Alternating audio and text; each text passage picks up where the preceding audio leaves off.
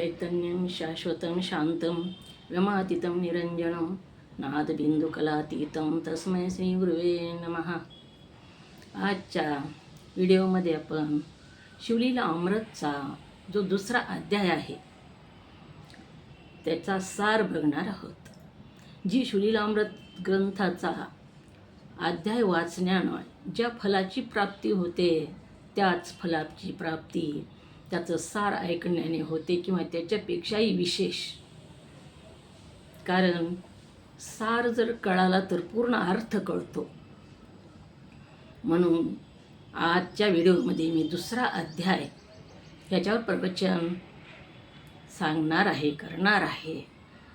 तर सूतजी जी होते, व्यासाचे शिष्य सूतजी एकदा नैमिषारण्यामध्ये गेले आणि तिथं शौनकादिक मुनींनी त्यांना शिवमहिमा सांगा अशी विनंती केली आणि ते सांगू लागलेले आहेत. तोच हा शिवलीला अमृत ग्रंथ आणि त्याचा हा दुसरा अध्याय आज आपण बघणार आहोत. दुसऱ्या अध्यायामध्ये शिवरात्रीचं महत्त्व सांगितलेलं आहे. जी माघ महिन्यामध्ये महाशिवरात्र येते त्या शिवरात्रीचं महत्त्व या दुसऱ्या अध्यायामध्ये सांगितलेलं आहे. न कळत अंजानपणानं जरी महादेवाचं नाम घेतलं, शिवपरमात्म्याचं नाव घेतलं तरीसुद्धा अपाट पुण्याची प्राप्ती होते. असा हा शिवरात्रीचा महिमा, असा हा शिवपरमात्म्याचा महिमा या दुसऱ्या अध्यायामध्ये वर्णन केलेला आहे. एकदा एक व्याध होता आणि तो व्याध शिकारी होता. शिकार करायचा त्याचा व्यवसाय होता, धंदा होता. शिकार करूनच तो उदरनिर्वाह करायचा. चमडे शिकार करायचा, प्राण्याला मारायचा, त्याची चमडी विकायचा, त्याच्यावर उदरनिर्वाह करण्याचा असा त्याचा व्यवसाय होता. एके दिवशी हा शिकारीसाठी निघाला. पण शिकारीसाठी निघाला त्याच्या पहिल्या दिवशी त्याला अन्न मिळालेलं नाही. सकाळी सकाळी थोडंसं खाल्लं आणि दुपारपासून घरात काहीच नाही. चिंता होती, काळजी होती, म्हणून जेवाही वाटलेलं नाही. आणि तो सकाळी लवकर उठला आणि शिकारीसाठी निघाला. शिकारीसाठी निघाल्यानंतर हातामध्ये धनुष्यबाण घेतलेलं आहे. घरामध्ये काहीच नव्हतं.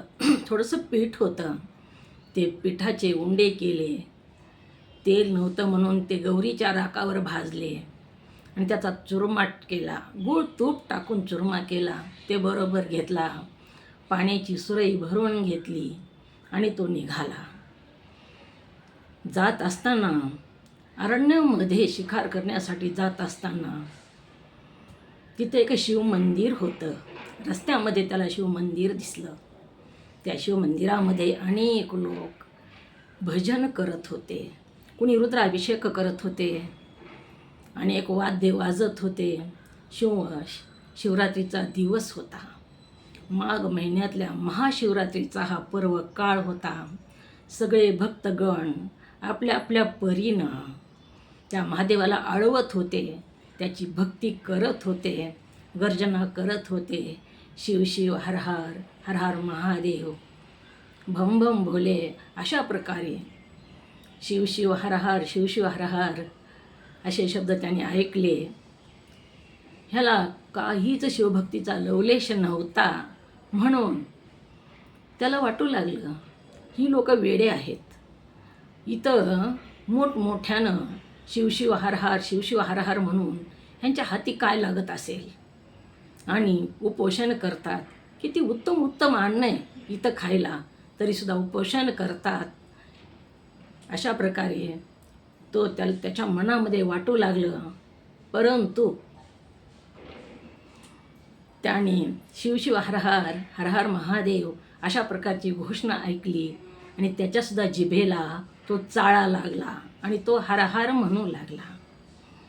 हर हर हर हर, शिव शिव हर हर महादेव अशा प्रकारच्या घोषणा तिथं करत होते. हाही शिवशिव, हर हर, हर हर महादेव असं म्हणत म्हणत, टिंगल करत करत तो त्या मंदिराच्या उजव्या बाजूनी शिकारीला निघाला. तो शिवरात्रीचा दिवस होता आणि शिवरात्र व्रत जी असतं ते व्रत कसं करावं तर शिवरात्रीच्या पहिल्या दिवशी, त्रयोदशीच्या दिवशी दुपारी जेवण करावं, रात्री करू नये असा विधी सांगितलेला आहे शिवरात्रीचा. आणि दुसऱ्या शिवरात्री दिवशी म्हणजे दुसऱ्या दिवशी निराहार राहावं दिवसभर. तिसऱ्या दिवशी सकाळी जेवण करावं म्हणजे प्रसाद घ्यावा. आणि त्याला अंजानपणानं त्याला करायचं का नाही असं त्यानं मनात काहीच ठरवलेलं नाही, तरीसुद्धा त्याला ते घडलं. अंजानपणानं जरी शिवभक्ती घडली तरीसुद्धा पुण्याच्या राशीच्या राशी होतात. तसंच इथं झालेलं आहे. त्याला शिवरात्र म्हणून माहीत नाही आणि अन्न घरामध्ये काही नव्हतं आणि त्याला चिंता होती म्हणून तो रात्रीचं जेवण जेवलेला नाही. मुलाबाळाची उद्या काय करावं, घरात काहीच नाही याची चिंता असल्याकारणानं रात्रीचं जेवण जेवलेला नाही. सकाळी सुरुमा करून घेतला आणि निघालेला आहे. आणि त्या दिवशी निराहार राहण्यामुळं त्याला शिवरात्रीचं व्रत घडलं. अंजानपणानं का होईना जरी शिवनाम घेतलं तरीसुद्धा ज्याप्रमाणे अमृत आहे आणि आपण अमृताचं सेवन अंजानपणानं केलं. आपल्याला माहीत नाही ते अमृत आहे म्हणून, तरी जर ती अमृत पिलं तर परिणाम झाल्याशिवाय राहत नाही. तसंच अंजानपणानं जरी लोखंडाला परिसाचा स्पर्श झाला तरी सुवर्ण होतं, तसंच इथं झालेलं आहे. किंवा अंजानपणानं जरी आपल्या मुलाचं नाव ठेवलं आणि त्या निमित्तानं त्या प्रभूचं नाव घेण्यात आलं, शिव शिव म्हणण्यात आलं, शिवहार महादेव केदार अशा प्रकारे त्या परमात्म्याचं ओमकार असे जर नाव घेण्यात आले तरीसुद्धा पुण्याच्या राशीच्या राशी पडतात. लहान मुलानं अंजानपणानं गवताचा ढीग टाकलेला आहे आणि त्याला काहीच माहीत नाही, काडी ओढली तरीसुद्धा त्या गवताच्या ढिगाला आग लागते आणि जळून खाक होतो. त्याचप्रमाणे अंजानपणानं जरी शिवनाम घेतलं तरीही पाप जळून जातं आणि तसंच इथं झालेलं आहे. हो, हा जो व्याध होता तो अंजानपणानं शिवशिव हर हर म्हणत पुढे निघू लागला, पुढे निघून गेला. परंतु त्याला दिवसभर काही शिकार मिळालेली नाही आणि उपवासीच होता. चिंता असल्याकारणानं त्यानं बरोबर चुरमा आणलेलाही खाल्लेला नाही. चिंता वाटू लागली उद्याच्या जेवणाची, मुलाबाळाची, काय करावं, शिकार जर नाही मिळाली तर कसा उद्याचा उदरनिर्वाह कसा होईल, मुलाबाळांना काय खाऊ घालावं ह्याची चिंता होती. आणि त्या चिंतेमुळं त्याला काहीच खाऊ वाटलेलं नाही, पाणीसुद्धा पिऊ वाटलेलं नाही. शिकार तो शिकारीच्या शोधामध्ये होता. रात्र झाली तरी शिकार मिळालेली नाही. सूर्य अस्ताला गेला, काळोख पडला. त्रयोदशी दिवशी चंद्र नसतो, कारण अमावस्या दिवशी पूर्ण चंद्रच नसतो, पूर्ण चंद्राचा लोप झालेला असतो. काळोख पडलेला आहे, अंधार किट्ट पडलेला आहे. आणि असे काळोखामध्ये तिथं एक वृक्ष होता आणि पाण्याचं सरोवर होतं. त्या पाण्याच्या सरोवराच्या काठी एक वृक्ष होता. त्या वृक्षावर चढून हा गुपचूप बसला. त्याला वाटलं या पाण्याच्या काठाला पाणी पिण्यासाठी कुणी ना कोणी प्राणी येईल आणि मी त्याची हत्या करून घेऊन जाईल म्हणून तो लपून बसलेला आहे त्या वृक्षावर चढून. आणि अंजानपणानंच वर चढला. त्याला कोणता वृक्ष हेही माहीत नाही, पण तो बिल्व वृक्ष होता. आणि त्या वृक्षावर चढून बसून त्या सरोवराच्या काठी एखादा प्राणी आला का बघण्यासाठी. तो बघू लागला, पण त्याच्या दृष्टीच्या आड बेल व पत्र येऊ लागले, बेलाचे पानं येऊ लागले. म्हणून तो आपल्या हातानं ते बेलाचे पानं खोडून खाली टाकू लागला. त्याच बिल्ववृक्षाच्या खाली ब्रह्मदेवानं स्थापन केलेलं एक शिवलिंग होतं. पुरातन असं शिवलिंग होतं. आणि अंजानपणानंच बेलाचे पानं दृष्टी आड येईले म्हणून तो खुडून टाकू लागला आणि त्या पिंडीवर पडू लागले. तिथे एक हरणी आली. आता हरणी आली आपल्याला शिकार करायची म्हणून तो धनुष्याला बाण लावू लागला. आणि धनुष्याला बाण लावत असताना सुरई जी काकात होती त्या सुरईतलं पाणी, ती सुरई हलली आणि पाणी त्या पिंडीवर पडलं. जल ईश्वराला घालण्यात आलं, पाणी पडलं आणि पुन्हा तो बेलाचे पानं खोडून खाली टाकू लागला. पूजन घडलं. हरणीवर बाण रोखलेला आहे. ती हरणीच्या लक्षात आलं आणि ती हरणी मनुष्यवाणीनं बोलू लागली. त्या वेदाला म्हणू लागली, का मला मारायलास? मी तुझा काहीच अपराध केला नसताना सुद्धा तू माझ्यावर बाण रोखलास. मनुष्यवाणीनं हरणी बोलू लागलेली बघून त्याला आश्चर्य वाटलं. त्याला वाटलं, ही असं कसं होऊ शकतं? मनुष्यवाणीनं प्राणी कसा बोलू शकतो? त्याला आश्चर्य वाटलं आणि तो हरणीच्या जवळ येऊन तिला विचारू लागला, तू कोण आहेस? हरणी म्हणू लागली, मला मारू नकोस.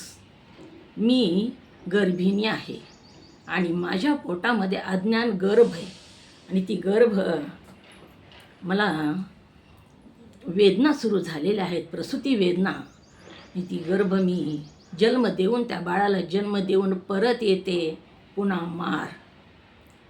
तेव्हा तो व्याध म्हणू लागला, तुझा काय भरोसा? प्रत्येक प्राण्याला आपल्या स्वतःचं रक्षण करण्याची बुद्धी ईश्वरानं दिलेली आहे आणि ती परत येणार, ह्याचा तुझ्यावर मी कसा भरोसा ठेवू?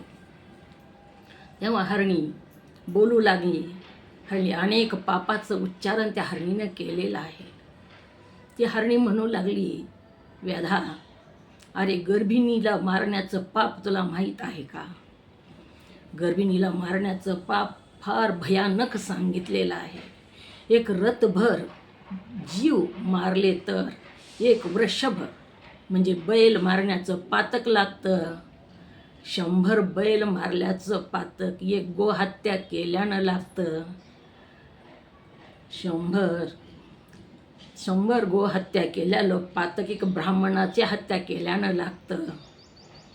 100 ब्राह्मणाची हत्या केल्यानं पातक एक स्त्री हत्या केल्यानं लागतं. 100 स्त्रियाचं हत्या केल्यानं पातक एक गुरुची हत्या केल्यानं लागतं. 100 गुरुची हत्या केल्यानं पातक गर्भिणीचा वध केल्यानं लागतं. एवढ्या मोठ्या पापाचा धनी तू होऊ नकोस. मी तुला वचन देते, मी परत येते. तेव्हा त्यालाही आश्चर्य वाटलं. प्राणी असताना सुद्धा एवढी माहिती, पाप पुण्याचा सुद्धा हिशोब ह्या हरणीला माहीत आहे. ही काय सामान्य हरणी नसणार आहे. म्हणून त्याने विचारलेले, तू कोण आहेस? तुला एवढे ज्ञान कुठून मिळालं? तेव्हा त्या हरणींना आपला वृत्तांत सांगितलेला आहे जन्माचा. ती हरणी म्हणू लागली, देवदानवानी जेव्हा समुद्राचं मंथन केलं, त्या मंथनातून रंभा नावाची मी निघालेली एक अप्सरा आहे. मी अतिशय रूपानं सुंदर आणि माझा कंठसुद्धा सुस्वर होता. मी महादेवाचं भजन करत असताना सगळे मोहित व्हायचे. दिक्कसुद्धा माझी अपेक्षा करत होते. परंतु मी सुरापान सोडून म्हणजे अमृताचं पान सोडून मद्यपान करू लागले आणि हिरण्य नावाच्या जो राक्षस होता त्याच्या मोहात पडले आणि त्याच्याबरोबर राहू लागले. सगळं सत्कर्म विसरून गेले. महादेवाची भक्ती सोडून दिली, देवाचा सहवास सोडून दिला, अमृत पिणं सोडून दिलं, मद्यपान करून राक्षसाच्या बरोबर राहू लागले, भ्रष्ट झाले. असा बराच काळ गेला आणि काही दिवसानंतर जो राक्षस जो होता तो तिचा पती तो बाहेर गेला. बाहेर गेल्यानंतर हिला वाटू लागलं आपण कैलासाला जाऊन महादेवाचं दर्शन तरी घेऊन यावं, हा बाहेर गेला तोपर्यंत. म्हणून ती कैलासावर गेली, शिवदर्शनाला गेली. तेव्हा महादेव कोपित झाले आणि त्याने तिला तू कशाला आलीस, तू इथं का आलीस म्हणून शाप दिला. तू स्थानभ्रष्ट झालीस, सगळं धर्मकार्य सोडून दिलंस आणि त्या हिरण्य नावाच्या राक्षसाशी रथ झालीस, म्हणून तुला मी शाप देतो, तू मृत्यूलोकी हरणी होशील. तुझ्या दोन्ही सख्यासुद्धा मैत्रिणी तुझ्या त्याही हरणी होतील आणि हिरण्य राक्षससुद्धा हरीण होईल. अशा प्रकारे भयानक शाप प्राप्त झाल्यानंतर ती जी हरणी, ती जी रंभा होती, निघालेली अप्सरा जी होती, तिने ईश्वराला नमन केलं आणि मागितलेलं आहे, माफी मागितली, देवा ह्या शापातून मला मुक्त करा म्हणून. तेव्हा महादेवांनी सांगितलं 12 वर्ष पूर्ण झाले की ह्या शापातून तुमची मुक्तता होईल. असा माझ्या जीवनाचा हा वृत्तांत आहे. मी अप्सरा आहे, परंतु माझं अधपतन झालं म्हणून मी हरणी झालेली आहे. त्या वेदाला आश्चर्य वाटलं आणि त्याने त्या हरणीला सोडून दिलं. तिनं परत येणार म्हणून वचन दिलं आणि पुन्हा तो व्याध त्याच बिलोवृक्षावर बसलेला आहे. पुन्हा दुसरी हरणी आली तिथं. दुसरी हरणी आल्याबरोबर व्याधाने धनुष्याला बाण लावत असताना त्याच्या जो सुरळीत पाणी होतं ते पाणी पुन्हा पिंडीवर पडलं. पिंडीवर पाणी पडलं, जल वाहण्यात आलं. त्या बिलोवृक्षाच्या खाली जी पिंड होती ब्रह्मदेवानं स्थापित केलेली, त्या पिंडीवर पाणी पडून पूजन झालं आणि पुन्हा दृष्टीआड येणारे बेलाचे पानं खोडून हा व्याध खाली टाकू लागला. त्या बेलाचा ढिगाचे ढीग त्या पिंडीवर पडलेला आहे. दुसऱ्या प्रहाराची पूजा झाली. पहिली हरणी आली तेव्हा पहिल्या प्रहाराची पूजा झाली, दुसरी हरणी आली, दुसऱ्या प्रहाराची पूजा झाली. पुन्हा दृष्टीआड येणारे बेलाचे पानं खुडून टाकत त्याने धनुष्याला बाण लावला. दुसरी हरणी ही मनुष्यवाणीनं बोलू लागली, वेधा माझा काहीच अन्याय नसताना तू मला का मारतोस. अरे मी कामविवळ झालेले आहे आणि माझ्या पतीकडं जाऊन मी माझी वासना तृप्त करून येते आणि पुन्हा तू मला मार. तेव्हा तो व्याध म्हणू लागला, तुझा काय भरोसा. प्रत्येक प्राणीमात्राला आपल्या जीवाचं रक्षण करण्याची बुद्धी ईश्वरानं दिलेली आहे. तू परत येणार ही कशावरून शपथ घेऊन जा. पुन्हा त्या हरणी ही शपथ घेऊन गेलेली आहे. वेधा जो पती पत्नी एकांतात असताना जो ती बोलत आहे ते ऐकतो, त्याची पत्नी हरपते, दूर जाते, दुरावते, तो दोष मला लागेल. मी जर परत नाही आले तर. किंवा आई वडील घरामध्ये आहेत आणि आई वडिलाला जो सांभाळत नाही, त्रास देतो, तो दोष मला लागेल. अशा प्रकारचे अनेक दोष माझ्या मस्तकी बसतील. मी जर परत नाही आले तर. शपथ घेऊन जाते आणि मी परत येते. अनेक पापाचं उच्चारण केलेलं आहे. ब्राह्मण जर पंक्तीला बसला तर ब्राह्मणाला वेगळं जेवण वाढून आपण जर पक्वान्न खाल्ले तर जो दोष लागतो, गर्भ गळून पडतात. असं जर केलं तर ह्या पापाचं क्षालन करण्यासाठी पाप जर झालं तर म्हणून तो दोष मला लागेल. आई वडिलाला विनाकारण जर त्रास दिला तर त्यांचे मुलं वाचत नाहीत. थोडे 4-5 वर्षे वाचतात आणि पुन्हा ती मरून जातात. असा दोष त्यांना लागतो, तो दोष मला लागेल. अशा प्रकारे अनेक पापाचं उच्चारण करून ती हरणी गेलेली आहे. दुसऱ्या प्रहाराची पूजा झाली. पुन्हा थोडा वेळ झाला, पुन्हा हरीण आलेला आहे तिथं. आणि हरीण आल्यानंतरही ह्याने बाण लावलेला आहे. बाण लावत असताना पुन्हा सुरईतलं पाणी खाली पडलं आणि बेलाचे पानं दृष्टीआड येणारे तो खोडून टाकू लागला. तिसऱ्या प्रहाराची पूजा झाली. हरीणसुद्धा मनुष्यवाणीनं बोलू लागलेला आहे, अरे विनाकारण तू मला का मारतोस? तेव्हा तो म्हणू लागला, तुम्हाला नाही मारलं तर माझा उदरनिर्वाह होणार नाही. माझी मुलं बाळ उपाशी आहेत घरी आणि माझा व्यवसाय आहे. तुमचं चामडं विकून त्याच्यावरच जो धन मिळतं त्याच्यावर माझे मुलं बाळ मी जगवतो. तेव्हा हरीण म्हणू लागला, मी घरी जाऊन माझ्या पत्नीला विचारून येतो, पुन्हा तू मला मार. आणि शपथ घेऊन हरीणही गेलेला आहे. हरीण म्हणू लागला, मला मारू नको. शपथ घेऊन जा म्हणल्यानंतर हरीण म्हणू लागलेला आहे, विनाकारण जर पत्नीला छळलं, पत्नी आपली सद्गुणी आहे, धर्मानं वागते, आणि तिला विनाकारण जर छळलं तर अर्धांगवात होतो. हा दोष सांगितलेला आहे, तो दोष मला लागेल. जर पत्नी पतीला कुरूपय म्हणून तिनं जर सोडून दिलं तर पुढच्या जन्मी ती विधवा होते किंवा व्यभिचारीण होते. अशा प्रकारचा दोष मला लागेल. अशा प्रकारचे अनेक पापाचे उच्चारण करून शपथ घेऊन तो हरीणसुद्धा गेलेला आहे. पुन्हा हरणी आली. ती हरणी ही तिसऱ्या प्रहाराची पूजा झाली. पुन्हा हरणी चौथ्या वेळेस आली आणि चौथ्या वेळेस हरणीला मारण्यासाठी बाण लावत असतानाही सुरईतलं पाणी खाली पडलं पिंडीवर. दृष्टीआड येणारे बेलाचे पानं तो खुडून टाकू लागलेला आहे. चौथ्या प्रहाराची पूजा झाली. शिवरात्रीचा दिवस होता, महाशिवरात्रीचा, माघ मासाची शिवरात्र. चारी प्रहाराची पूजा झालेली आहे. चौथ्या हरणीलाही हरीण ही मनुष्यासारखं बोलू लागली, व्यधा मला विनाकारण मारू नकोस.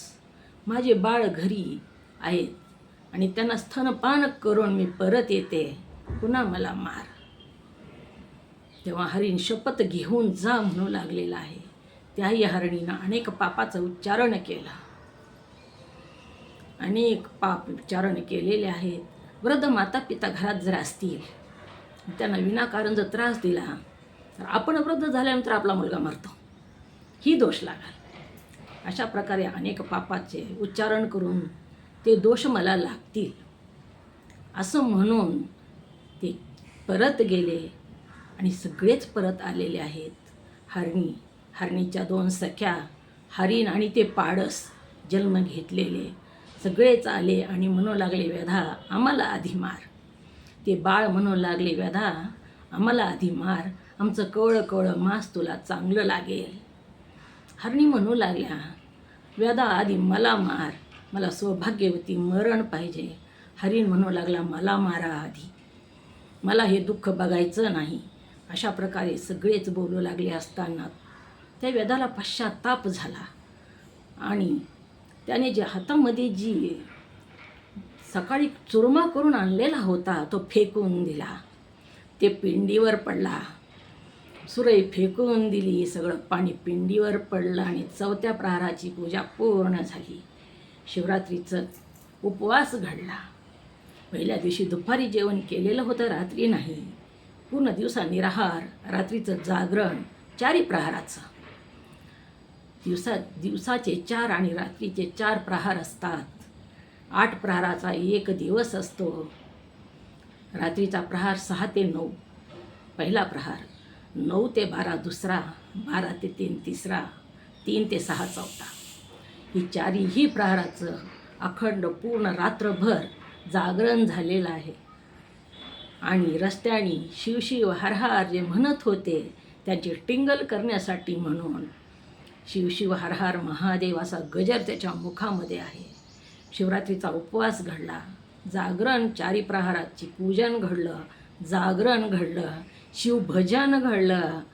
अशा प्रकारे हे महाशिवरात्रीचं व्रत विधीनं करायचं नसताना सुद्धा घडलं आणि अंजानपणानं घडलं तरीसुद्धा त्याला त्या पुण्याची प्राप्ती झाली. आणि त्या हरणीला नेण्यासाठी विमान आलं. त्या विमानामध्ये 12 वर्ष पूर्ण झालेले होते. हरणी विमानामध्ये बसून जाऊ लागल्या. व्याधसुद्धा विनंती केली आणि व्याधालासुद्धा सद्गती प्राप्त झाली. त्यालासुद्धा शिवलोक प्राप्त झालेला आहे. अशा प्रकारे हे शिवरात्रीचं महान असं व्रत सांगितलं. हा शिवरात्रीचा महिना माघ महिना सर्व 12 महिन्यामध्ये श्रेष्ठ महिना आहे. 12 महिन्यामध्ये परम पावन असा पुनीत करणारा महिना जर कोणता असेल तर हा माघ महिना. आणि ह्याच्यामध्ये येणारी ही महाशिवरात्री सर्व पर्वामध्ये व्रत थोर, सर्व पर्वात शिवरात्रीचं व्रत सर्व पर्वामध्ये थोर सांगितलं. कोणतंही पर्व ह्याच्यापेक्षा मोठं नाही. हा राजा आहे सर्व पर्वाचा. अशा प्रकारे हे शिवरात्रीच्या व्रताचं महत्त्व ह्या शिवलीला अमृतच्या 2ऱ्या अध्यायामध्ये श्रीधर स्वामींनी वर्णन केलेलं आहे. हे जर ऐकलं तर 2रा अध्याय वाचल्यानं ज्या पुण्याची प्राप्ती होते त्याच्यापेक्षा जास्त पुण्याची प्राप्ती ह्या अध्यायाच्या श्रवणानं होते. म्हणून सर्वांनी हा अध्याय ऐकावा, पूर्ण ऐकावा, अर्ध्यामध्ये सोडू नये. अशा प्रकारे हा 2रा अध्यायाचा सार आहे. आणि हा आज पूर्ण झाला. माझा व्हिडिओ तुम्हाला आवडला तर लाईक करा, सबस्क्राईब करा.